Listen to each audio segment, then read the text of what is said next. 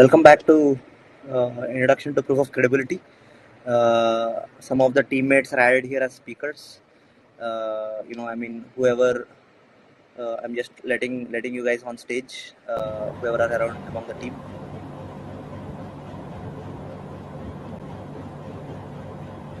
Yeah.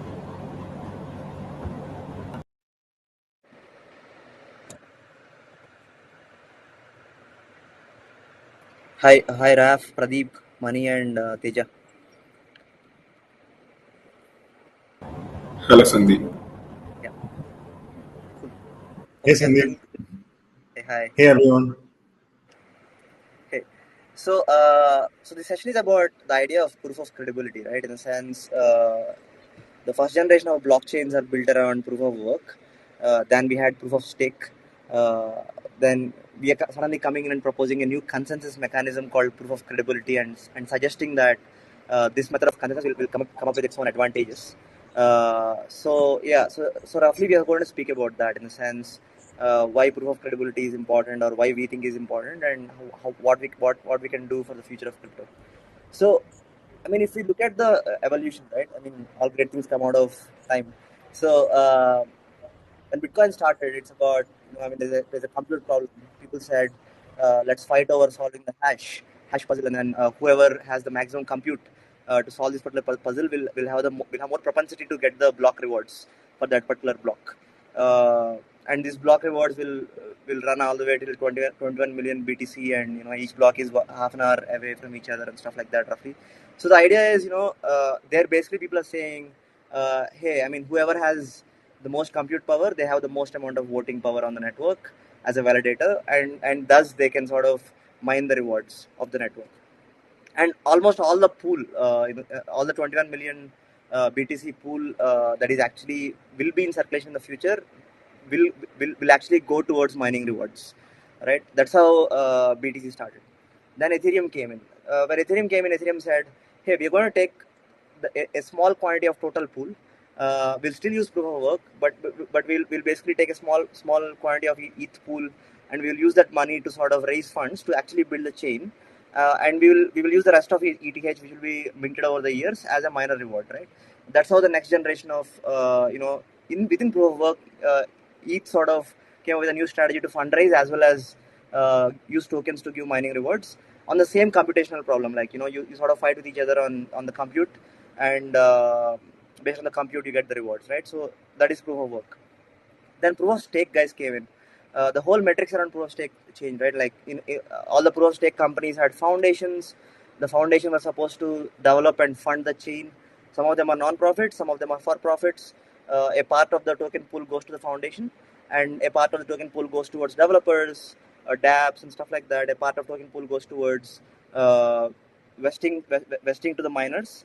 But then suddenly the game became, instead of proof of work, let's do proof of stake, which means that whoever is the wealthy guy on the network, let him stake his coins on the network by being a validator, and proportional to how much wealth he stakes on the network, we will reward him accordingly. So this is what proof of stake said.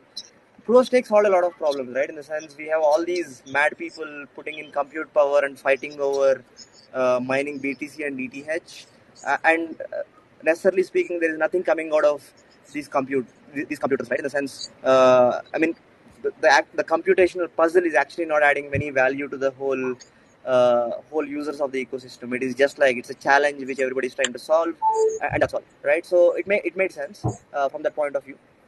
So then we had proof of stake. The problem with proof of stake, I mean, as we observed over the last couple of years, is the entire rich gets richer phenomena, right? In the sense, we have some wealth, you can sort of stake that wealth to actually make even more wealth, which incrementally makes you more richer. And this actually created a problem called whales, in the sense that if you take any proof of stake chain, there are a bunch of whales who actually own a lot of wealth on the network, and because of that, I mean, they get to choose which NFT goes up in price, or which project is supposed to be funded, or stuff like that. So this inherently created the whale problem. So when we envision proof of credibility, what we started saying is, at the end of the day, chain is about people who are behind these anonymous wallets. So if it is about people, how can we make it about human factors? How can we actually make it about people, right? So so that's where we started thinking, let's actually reward people for how much support they can get on the network from other people, right? And is there a way to do that? Is there a way to sort of construct such a mechanism and implement it on a chain's consensus? And what we are saying is, whoever using our system, whoever gathers maximum support on the network from other users who has wealth on the network, we call them very credible people, and we reward them for their credibility for each block or each validation they go through. And in this process, what we want to get is a lot of voting data. We are doing this by actually asking people to vote on each other with the tokens they have, in some sense. And so on blockchain, what we're trying to generate is a lot of voting data over time, and we see this voting data as a huge wealth that crypto ecosystem broadly needs. How do I know which of these anonymous wallets support each other, right? So we're thinking, can we create a humanity scale many-to-many voting machine where we ask all people to vote on each other, and based on how much each person gets support from other people, can we put some value on him and say, hey, because so many people supported this guy, he's probably credible. I don't know who he is. He's anonymous with a private key, right? So this is the general theory, in the sense, how can we sort of reward on the consensus layer with somebody's credibility, right? So this is where we all started. And it eventually became a many-to-many voting problem.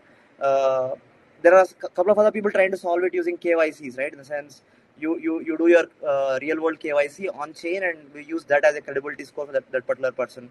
There are proof of person blockchains where they literally take a iris scan, and based on iris scan, they identify you're a real human being. Then they do an identity match, and thus you get more leverage on the network. So there are systems like that which basically failed.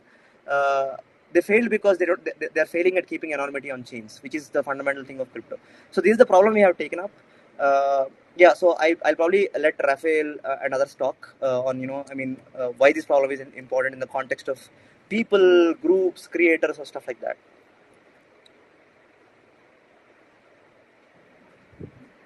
Yeah, maybe I can go first and kick it off. You're on mute. You have to unmute, Raf. Yeah. Are you able to hear me?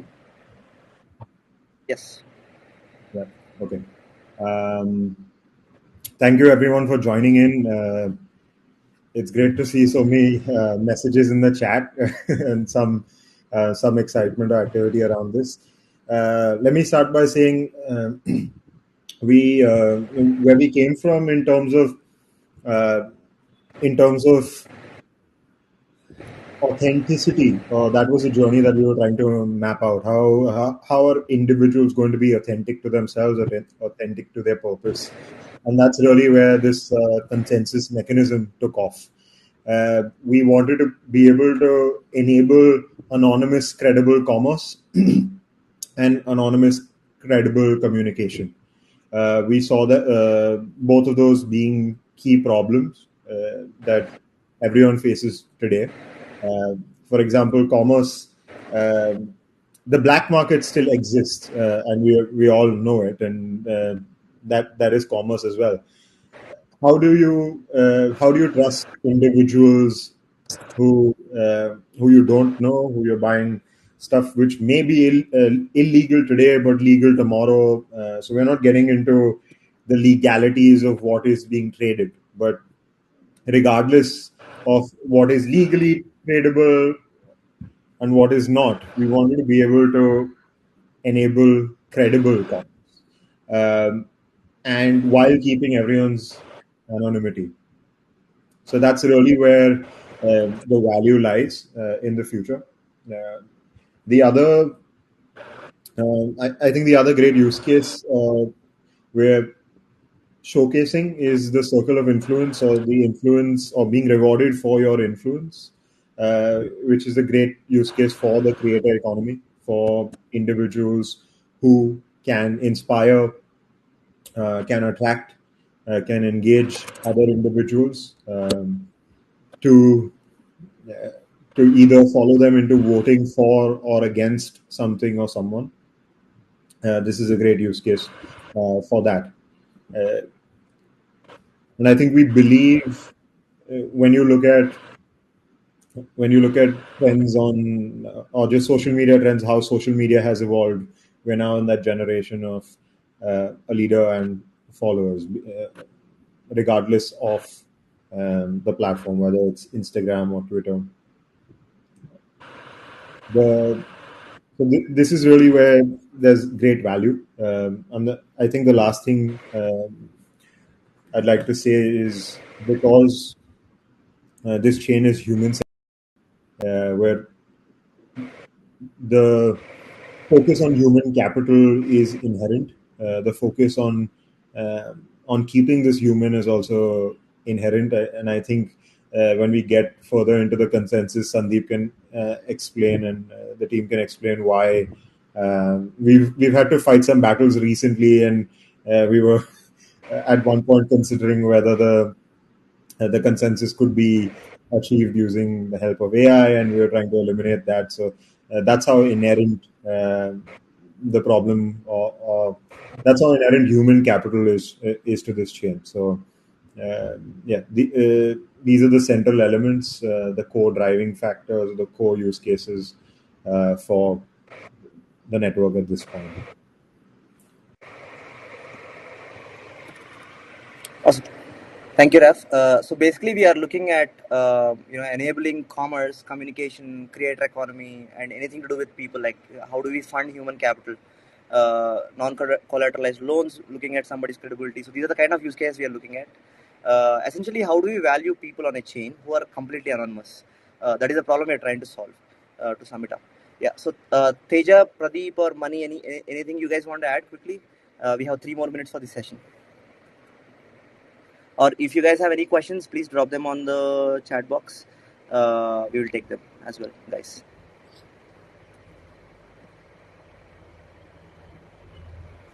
Hey guys,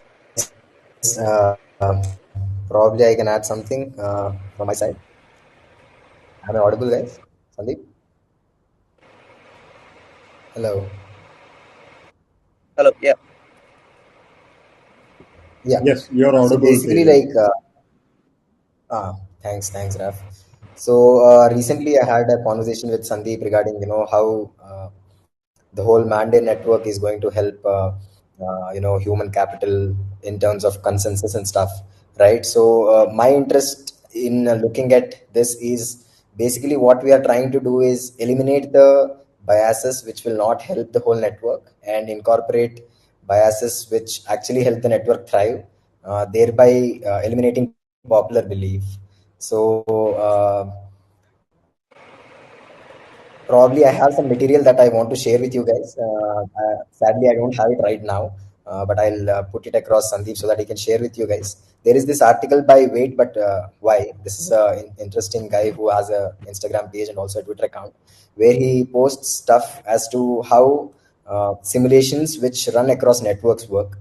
This is where I saw that probably some of those simulations can help us out. How we can plan those simulations out and test it out in the Mande network is my area of interest. Looking at it, for example, say there is this interesting example that this guy has put out, which says, some like we human beings at the end of the day we make decisions based on biases, right? So every decision is a bias. This bias is either through experience or word of mouth or whatever. It's either like intrinsic or extrinsic information that has been consumed. So this particular example that I want to like put forth just for like starting out some conversation probably is that so he basically takes an example of a brain to be an individual who has a belief. Say it has been colored orange, which is a particular belief, a particular truth that they believe, and there is a circle that he circles out across the brain, that individual that has a different color. So now when this color, the external one is the extrinsic thing that he doesn't believe in, and the internal color of the brain in the particular simulation is something that he intrinsically believes in. So if you actually see a network effect, it's like, okay, now Sandeep is someone who has some kind of an experience, and we all vouch for his words and his experiences. So we take in whatever he says without even questioning. This is something that we want to eliminate in Mande because we want to see it the proof of